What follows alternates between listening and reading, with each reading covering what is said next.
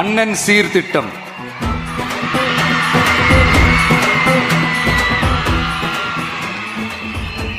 ஒவ்வொரு குடும்பத்திற்கும் மிகப்பெரிய மகிழ்வை தருவது அந்த குடும்பத்தில் நடக்கும் திருமண கொண்டாட்டம் தான்.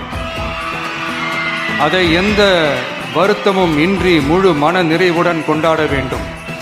அதற்காகவே நம் தங்கைகளின் திருமணத்திற்காக 8 கிராம், அதாவது 1 பவுன் தங்கமும்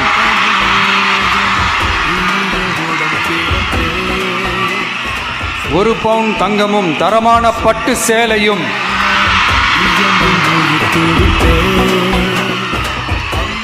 தாய் வீட்டில் இருந்து அண்ணன் சீராக அளிக்கப்படும்.